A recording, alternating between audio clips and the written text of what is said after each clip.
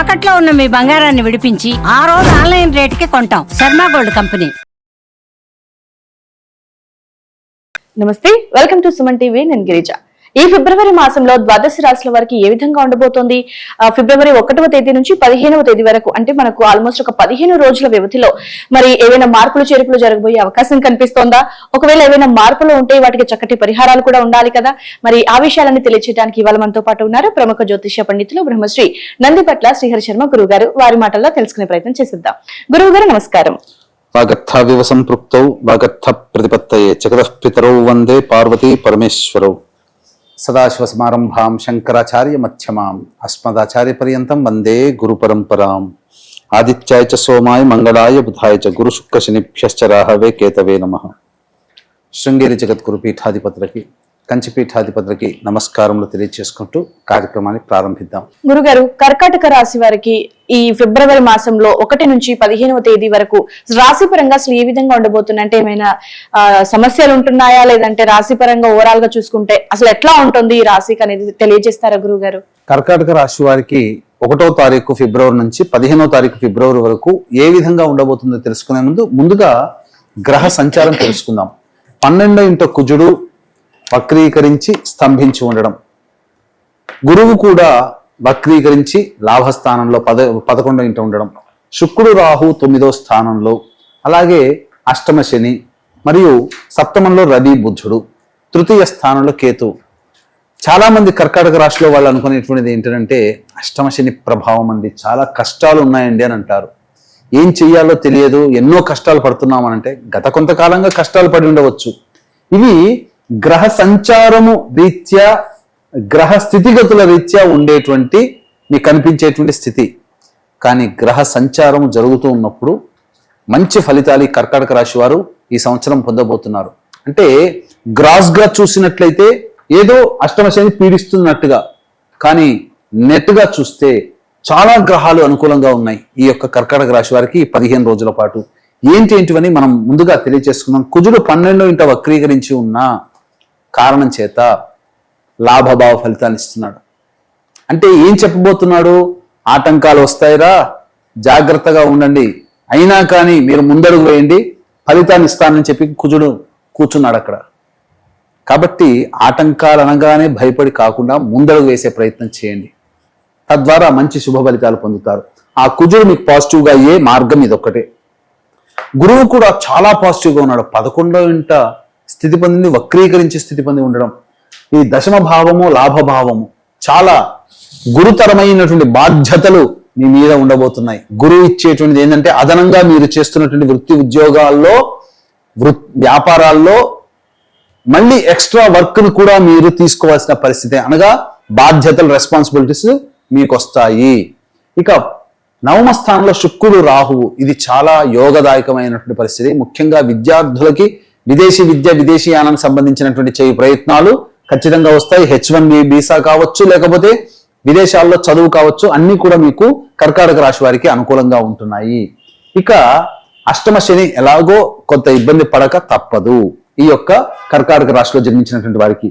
ఇక మీరు గమనించుకున్నట్లయితే ప్రధానంగా ఈ రవి 12వ తారీఖు నుంచి అష్టమంలోకి వస్తున్నాడు, బుధుడు కూడా 11వ తారీఖు అష్టమంలో వస్తున్నాడు. కాబట్టి ఈ రవి బుధుడు మీకు యోగించాలి కొంతవరకు అని అంటే 10వ తారీఖు లోపలనే వృత్తి ఉద్యోగ వ్యాపారాల్లో ఏవైనా నిర్ణయాలు తీసుకోవాలనుకుంటే 10వ తారీఖు లోపలనే నిర్ణయం తీసుకునే ప్రయత్నం చేయండి. 11వ తారీఖు నుంచి మాత్రము పెట్టుబడులకి అనుకూలంగా కాదు, ముఖ్యంగా స్పెక్యులేషన్ రంగంలో ఉన్నటువంటి వాళ్ళకి అనుకూలత కాదు.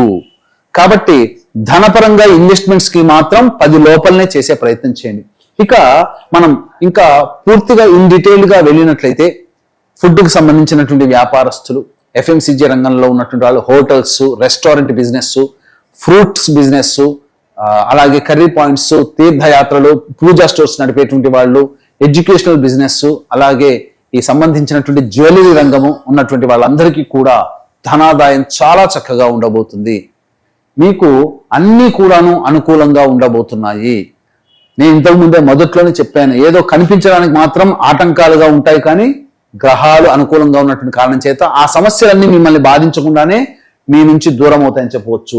ఇక కుజుడు కూడా మీకు అనుకూలంగా ఉన్నాడు కాబట్టి రియల్ ఎస్టేట్ రంగము, వ్యాపారస్తులు, అలాగే న్యాయవాద న్యాయానికి సంబంధించినటువంటి విషయాల్లో ఉన్నటువంటి ఉద్యోగస్తులు, వ్యాపారస్తులు, వృత్తులో ఉన్నటువంటి వాళ్ళు, అలాగే రైతులు, ఈ చెప్పినటువంటి వృత్తుల్లో ఉన్నటువంటి వాళ్ళకందరికీ కూడా పైకి నిరాశగా కనిపిస్తుంది, ఏమీ సాగట్లేదు అన్నట్టుగా ఉంటుంది. కానీ వీళ్ళ పనులు వీళ్ళకి తెలియకుండానే అన్ని గ్రహాల యొక్క అనుగ్రహం వలన పూర్తి చేసుకోగలుగుతుంటుంటారు. పూర్తి అయిపోయిన తర్వాత అరే ఇంత తొందరగా మన పనులు ఎలా అయ్యాయని చెప్పి ఈ రైతులు కానీ, న్యాయవాద సంబంధంగా ఉన్నటువంటి వాళ్ళు కానీ, రియల్ ఎస్టేట్ రంగంలో ఉన్నటువంటి వాళ్ళు కానీ మీరు ఆలోచిస్తారు అప్పుడు.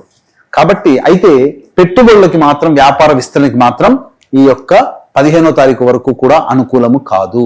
ఇక గమనించుకున్నట్లయితే ప్రధానంగా చర్మము, తోలు సంబంధమైనటువంటి వ్యాపారస్తులు, అలాగే ఈ ఐరన్ స్టీల్ రంగంలో ఉన్నటువంటి వాళ్ళు, క్లాస్ ఫోర్త్ క్యాడర్ ఎంప్లాయీస్ గా ఉన్నటువంటి వాళ్ళు, ఇంకా చెప్పాలి అని అంటే ప్రధానంగా పారిశుధ్య కార్మికులు, మున్సిపాలిటీ రంగంలో పనిచేసేటువంటి వాళ్ళు, ఇళ్లల్లో పనిచేసేటువంటి వాళ్ళు, వీళ్ళందరికీ కూడా సాధారణంగా అనుకూలత ఉండదు.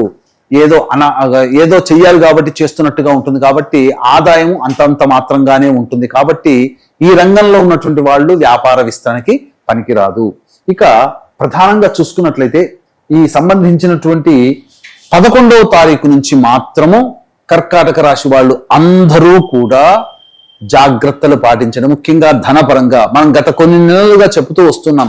ఏ రోజుల్లో ఖర్చుల ఆదాయం ఎక్కువగా ఉంటుంది, ఏ రోజుల్లో ఖర్చులు తక్కువగా ఉంటాయి, ఏ రోజుల్లో మానసికంగా ప్రశాంతంగా ఉంటామని చెప్పి ఇవన్నీ కూడా మనం తెలియచేసుకుందాం. అలాగే ఇక్కడ వీక్షించేటువంటి ప్రేక్షకులకి గమనిక, ఈ మాఘమాసము, పవిత్ర మాఘమాసములో కుంభమేళ 144 సంవత్సరాలకు ఒకసారి వస్తుంది. ఈ సంబంధించినటువంటి త్రివేణి సంగమం ప్రయాగలో జాతకరీత్యా ఇప్పుడు మనం ఇబ్బందులు, సమస్యలు ఎదుర్కొంటున్నామంటే అవి గత జన్మ కర్మదోషాలు. కావున గత జన్మ కర్మదోష నివారణ తిలహోమాలు, మరియు శని ప్రభావం, ముఖ్యంగా అష్టమ శని కర్కాటక రాశి వారికి, అంతేకాకుండా శని ప్రభావం అన్ని రాశుల మీద ఈ 2025 సంవత్సరంలో ఉండబోతుంది. కావున శని దోష నివారణ హోమాలు మరియు జాతకరీత్యా కలుగు విద్య, వివాహ, ఉద్యోగ, దాంపత్య, సంతాన అనారోగ్యం, ముఖ్యంగా విద్య కోసం, పిల్లల కోసమే ఈ సంబంధించినటువంటి 18 రకాల సర్వ ప్రాయశ్చిత్త గత జన్మ దోష నివారణ తిల హోమాలు అనేటువంటివి పర్ హెడ్ 2100 రూపాయలకి ఫిబ్రవరి 12వ తారీఖు రోజున జరిపించడం జరుగుతుంది.